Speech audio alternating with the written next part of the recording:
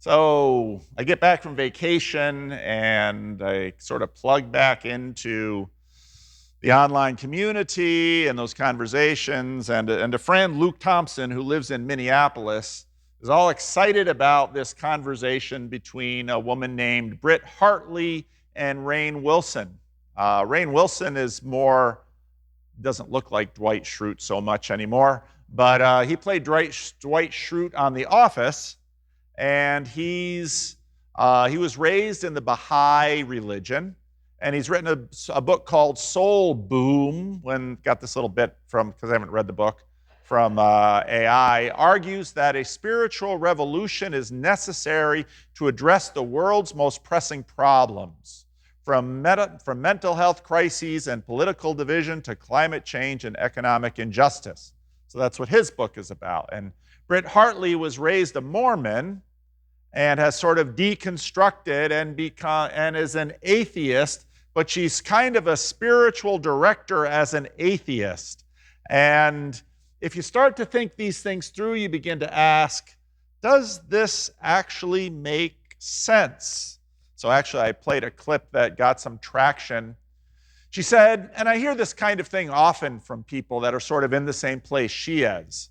But for me, even as an atheist, if someone walks into a cathedral and there's stained glass and there's music playing, it's just beautiful. And someone says, I feel God here. That's an experience. They're using a mouth sound, God. And of course, that sort of, a lot of people heard that. Is God a mouth sound? To describe what they're feeling. And even to this day, if someone were to say, I feel God here too, she just says we're using a word to share an experience, a shared experience that we're having. And then when someone says God is this or that or whatever, that's where she says, well, that's where I sort of draw the line. And what's funny is because what that leaves is sort of, here we're having a common experience, and it's really kind of hard to know if actually two people are having the same experience, because someone might say happy and another person might say happy, but is that really the same thing on the inside? Who's to tell? It's part of what happened after, Reggie mentioned wars, part of what happened after this great war in the middle of the 20th century was that people were very afraid of strong ideas and strong claims. And so they'd say things that are very sort of smooth things out between people. The difficulty is that it's hard to live on that. Skepticism about the nature of the universe, but not skeptical that it has a nature and that nature should be mapped. And that, in fact, there are patterns and routines and realities in the world that move and shape, and some are better and some are worse. It's seldom a case that people don't believe in anything. It's usually that they sort of switch their beliefs and they try to make it inoffensive and non-confrontational. But the truth is, you can't work in a vacuum. We all have maps in our minds about reality because we need that in order to make decisions about what is good, bad, right, or wrong, or what we should do in life. The word for this historically has been spirit, but the word spirit has sort of become, again, kind of a feeling word. We use images to convey what is beneath or above, and we struggle to articulate or imagine it. C.S. Lewis, in his book, talks about a little girl who someone showed her a bottle of medicine, and her mother said, don't eat that, that's poison. She was small, and she wanted to get it, convey in the little girl's mind that this is dangerous for you. And she said, that can't be poison, because poison is horrid red things. She had this imagery of horrid red things, that is poison. And if you look at a word like poison, poison isn't a thing, although some things are poisonous. One person once noted that the dosage makes the poison. When I was in high school, we had a chemistry lab, and the chem teacher wanted to do something that would connect with his students, so we made aspirin in chem lab. But he warned us vociferously, don't ingest this. Well, why not? We made aspirin. But he said, but the dosage of what we made is so high that if you took it, it would kill you. So is aspirin poison? We use these maps to make sense of the world. And when this woman says spiritual, she wants to keep using that word when basically she says all we are is physical, and feelings, all feelings are products of stimuli in our brain, which then leads people to ask the question, well, what is good? What is evil? How does the world work?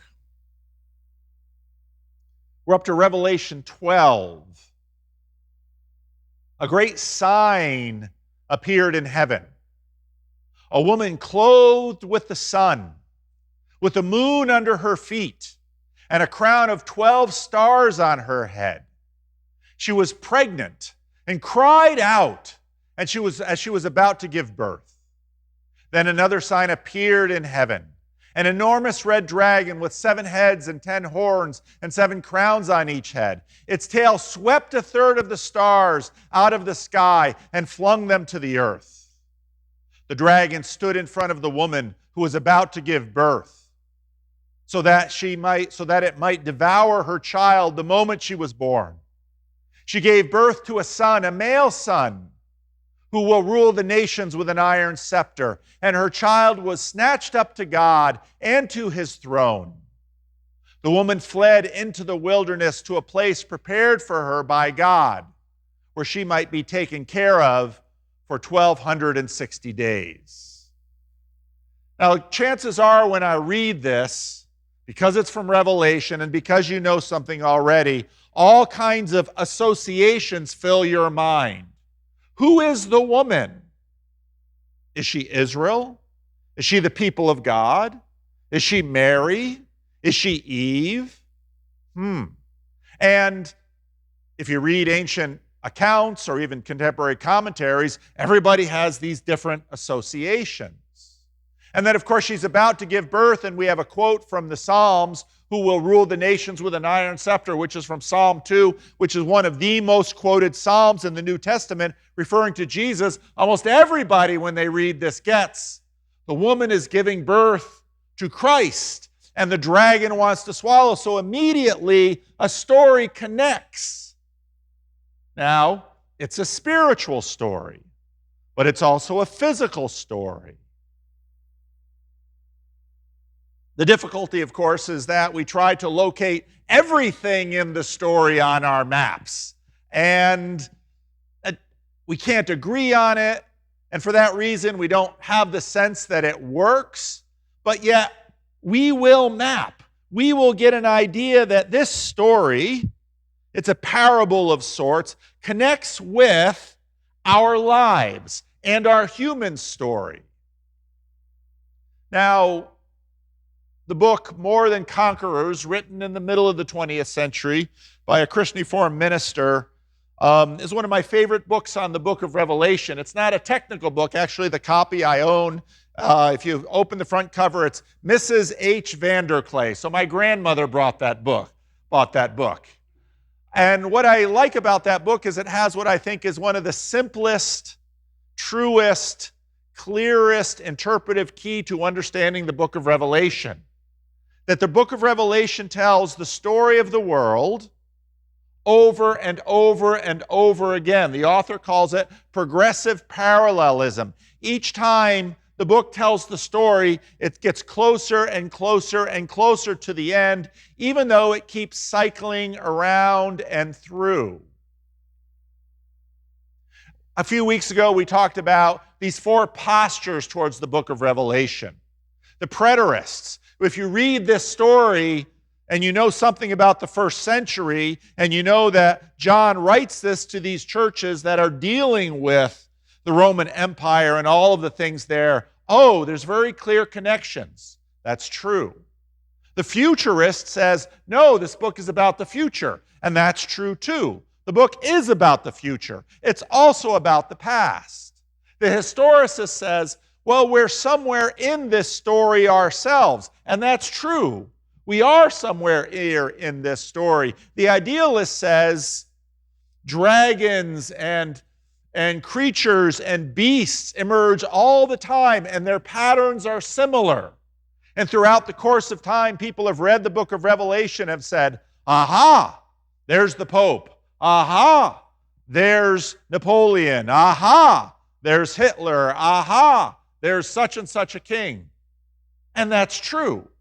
And so it's all brought together, and so you're not really going to sort of only map it in one of these ways. For example, in these chapters that we'll read today, you can find Nero and other Romans in the story. The final story is unrealized yet, but it is coming. For the historicist, we can find ourselves somewhere in the imaginative timeline. Is everything okay, Raj? Okay. Sometimes Roger makes signal that my mic isn't working or something like that. The idealist says you'll find echoes of Rome and echoes of other points in history. That's true too. Then war broke out. Michael and his angels fought against the dragon, and the dragon and his angels fought back. But he was not strong enough, and they lost their place in heaven. The great dragon was hurled down, that ancient serpent called the devil, or Satan, who leads the whole world astray. He was hurled to earth, and his angels with him. Then I heard a loud voice in heaven say, now have come the salvation and the power and the kingdom of our God and the authority of his Messiah. For the accused of our brothers and sisters the accuser of our brothers and sisters who accused them before our God day and night was hurled down. They triumphed over him by the blood of the Lamb and by the word of their testimony. They did not love their lives so much as to shrink from death. Therefore rejoice, you heavens, and you who dwell in them. But woe to the earth and the sea, because the devil has gone down to you. He is filled with fury, because he knows that his time is short. Is that something that happened in the past? Yes. Is that something that's true today? Yes. When the dragon saw that he had been hurled to the earth, he pursued the woman who had given birth to the male child. Is that woman the church? Yes. Is that woman Eve in a way? Sort of. Is the woman, the images just map around and around. The woman who was given 2 wings of a great eagle so that she might fly to the place prepared for her in the wilderness. Does this echo back to Israel leaving Egypt into the wilderness? Yes. Where she would be taken care of for a time, times, and half a time. Is this from the book of Daniel? Yes. Out of the serpent's reach. Then from his mouth he spewed water like a river to overtake the woman and sweep her away with the torment. But the earth helped the woman by opening its mouth and swallowing the river that the dragon had spewed out of its mouth. Then the dragon was enraged at the woman and went off to wage war against her offspring. Who are her offspring? We are. Is the dragon fighting against us? Yes. Those who keep God's commands and hold fast their testimony about Jesus. The dragon stood on the shore of the sea, and I saw a beast coming out of the sea. It had 10 horns and 7 heads, and 10 crowns on each horn, and on each head was a blasphemous name. If you remember the letters to the churches, there's all these references to the cult of the Caesar. Do our governments today take on blasphemous names? Maybe not so directly. Do they take on blasphemous pretensions, acting like they are God, acting like they can save? Yes. The beast I saw resembled a leopard and had feet like those of a bear and a mouth like that of a lion.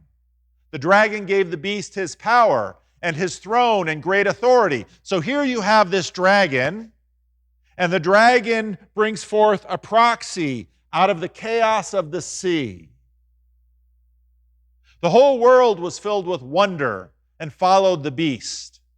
People worshiped the dragon because he had given authority to the beast. And they also worshiped the beast and asked, "Who is like the beast? Who can wage war against it?" Then I saw a second beast coming out of the sea. It had 2 horns like a lamb, but it spoke like a dragon. It exercised all the authority of the first beast on its behalf, and made the earth and its inhabitants worship the first beast, whose fatal wound had been healed. Interesting mythology around Nero. After Nero took his own life, there was this imagination that, well, Nero's isn't really dead, he's going to come back. That's kind of a recurrent thing in history. How many people think Elvis isn't really dead? Or Michael Jackson isn't really dead? Or Hitler went to Argentina? These things just recur and recur and recur. It performed great signs, even causing fire to come down from heaven to the earth in full view of the people. So you have echoes of Elijah on Carmel. You have this lamb as almost someone who's going to rival and replace and fool the nations from the other lamb that we've heard of in the book. Because of the signs, it was given power to perform on behalf of the first beast, again, another proxy. It deceived the inhabitants of the earth. It ordered them to set up an image in honor of the beast who was wounded by sword and yet lived. If you go to Rome and see the Colosseum, you'll see a big billboard that said there used to be an enormous golden colossus next to where the Colosseum is. That was Nero building this huge statue of himself. You also find a huge statue in the book of Daniel. These things repeat again and again. If an ancient person would come to Washington, D.C. and go to the Jefferson Memorial, see a huge statue of Thomas Jefferson, they'd say, well, he's clearly a god. Here is his temple. Huge statue of Abe Lincoln. Now, we don't see it in those terms, but these are the kinds of things that sort of repeat through time. The second beast was given power to give breath to the image of the first beast, so that the image could speak and cause all who refused to worship the image to be killed. Again, book of Daniel. Image is set up. If you don't worship the image, you're killed. It also forced all people, great and small, rich and poor, free and slave, to receive a mark on their right hands. Raj is fixing the shot. Thank you, Raj. A little bit more. It forced so that they could not buy or sell unless they had the mark, which is the name of the beast or the number of his name. This calls for wisdom. Let the person who has sight calculate the number of the beast, for it is a number of man. The number is 666. How much hasn't this caught the imagination of the world? Then I looked, and there before me was the Lamb. Remember, we had a proxy that was a counterfeit lamb. Now the true Lamb comes. Standing on Mount Zion, with him was 144,000. That's 12 apostles, 12 tribes of Israel, times 1,000, in a sense, the army of God, who had his name and his Father's name written on their foreheads. And I heard a sound from heaven, like the roar of rushing waters, and like a loud peal of thunder. The sound I heard was like that of a harpist playing their harps, and they sang a new song before the throne and before the 4 living creatures. You remember them from the previous vision. And the elders. And no one could learn the song except the 144,000 who had been redeemed from the earth. A heavenly army of saints who had passed through the trials of this world. These are those who did not defile themselves with women, for they remained virgins. Now that sounds kind of strange to us, but if you read in the book of Samuel, there was a tradition that before a battle, men would not have sex with their wives in order to prepare themselves for the battle. They follow the Lamb wherever he goes. They were purchased from among mankind and offered as first fruits to God and the Lamb. This is just the first wave of those redeemed from the world. No lie was found in their mouths. They are blameless. Then I saw another angel flying in midair. He had the eternal gospel to proclaim to those who live on the earth, to every nation, tribe, language, and people. He said in a loud voice, "Fear God and give him glory, because the hour of his judgment has come. Worship him who made the heavens, the earth, the sea, and the springs of water." A second angel followed and said, "Fallen, fallen is Babylon the Great, which made all the nations drink the maddening wine of her adulteries." This vision begins with a war in heaven, and then the dragon is brought down, and then proxies come up from the dragon, and now you have the army of heaven ready to come down to earth to reconquer the earth and take possession of her once more.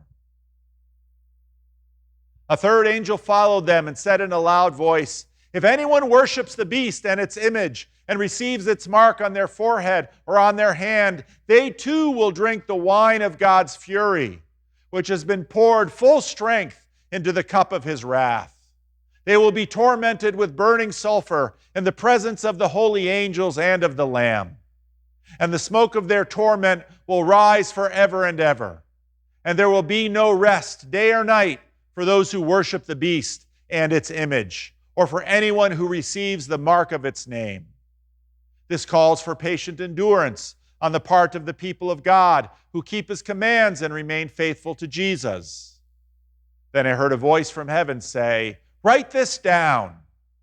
Blessed are the dead who die in the Lord from now on." If you read the book of 1 Thessalonians, there's all this anxiety in the early church. They're waiting for Jesus coming, and he hasn't come yet. And some people have died, and people are like, what happens to my dead loved one when Christ hasn't come yet? And of course, Paul writes and says, they're with the Lord. So now, in the tradition of John and the John books in the New Testament, this word comes and says to the faithful people of the church, those who have passed are with the Lord now. Don't worry for them. Yes, says the Spirit, they will rest from their labor, for their deeds will follow them. So there the church sits in the middle of the story. The devil has been thrown down. He has his proxies in the earth. But the mighty army of heaven, which will come one day, will come. Those who have passed are secure with the Lord, but the final battle has not yet arrived. I looked, and there before me was a white cloud, and seated on the cloud was one like a son of man, directly from Daniel 7. A son of man with a crown of gold on his head. That's not in Daniel 7. And a sharp sickle in his hand. That's not in Daniel 7 either. Then another angel came out of the temple and called in a loud voice to him who was sitting on the cloud, "Take your sickle and reap." If you remember the bowls and all of these things from the earlier chapters, the seals. Who is worthy to open the seal? The Lamb. Well, the Lamb is the Son of Man. Take your sickle and reap, because the time to reap has come. For the harvest of the earth is ripe. Everything is completed below. It's time to conclude the story. So he who was seated on the cloud swung his sickle over the earth, and the earth was harvested. Another angel came out of heaven, of the temple in heaven, and he too had a sharp sickle. Still another angel who had charge of fire came from the altar and called in a loud voice to him who had the sharp sickle, "Take your sharp sickle and gather the cluster of grapes from the earth's vines, because its grapes are ripe." The angel swung his sickle on the earth, gathered its grapes, and threw them into the great winepress of God's wrath. They were trampled in the winepress outside the city. Do you remember the story? You remember the lyrics of the Battle Hymn of the Republic? It's taken right from here. They were trampled in the winepress outside the city, and blood flowed out of the press, and rising as high as a horse's bridle for a distance of 1,600 stadia. What is this story? It's a spiritual story. What is it about? It's about things in the past, things in the present, things in the future, things beneath the world, things above the world.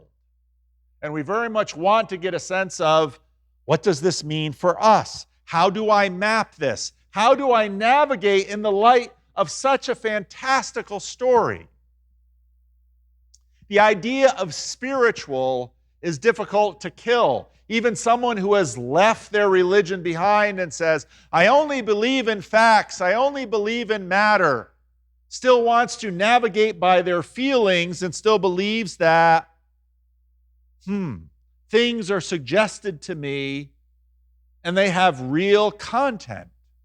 Even people who leave the religions they were raised in come back to the idea and can't let it go. There's always a sense that there is depth and there is surface. There are proxies throughout this story. There's heavenly realities, and then there's earthly applications. The dragon has beasts. The Lord has saints and angels. There are unseen relationships and realities that are expressed in images and visuals that move us. There's sobriety in the story. If anyone is going into captivity they will go. If anyone is to be killed with the sword they will be killed. This calls for patience, endurance, and faithfulness on the part of God's people. Why are we given these images? Well, again, as I read the story, automatically in your brains, you are trying to map these images. You're trying to locate yourself on that map. One of the points here is that,